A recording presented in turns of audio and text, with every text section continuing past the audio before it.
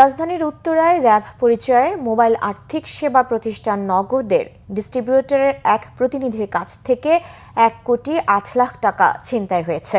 CCTV ফুটেজে দেখা যায় শনিবার সকাল 9টার দিকে ভুক্তভোগী ব্যক্তি মোটরসাইকেলে যাচ্ছিলেন। এই সময় একটি কালো মাইক্রোবাস মোটরসাইকেলটির গতিরোধ করে।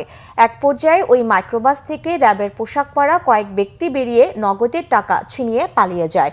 আর নগদের ডিস্ট্রিবিউটরকে ফেলে যায় উত্তরা 17 নম্বর সেক্টরে। আইনশৃঙ্খলা বাহিনী জানায় এই ঘটনায় দোষীদের ধরতে অনুসন্ধান চলছে।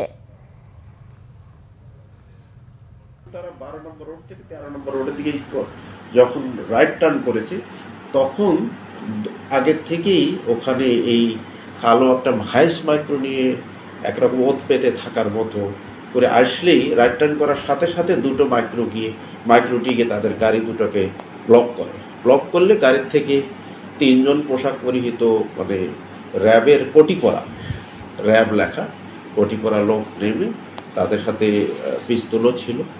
এরকম তাদেরকে ব্লক করলে তারা ওই যে 4 জন ওরা মোটরসাইকেলে টাকা নিয়ে আসতেছিল, একজন আর ব্যাগে টাকা ছিল বা কাঁধে, সে দৌড় দেয়, তাকে ধরে।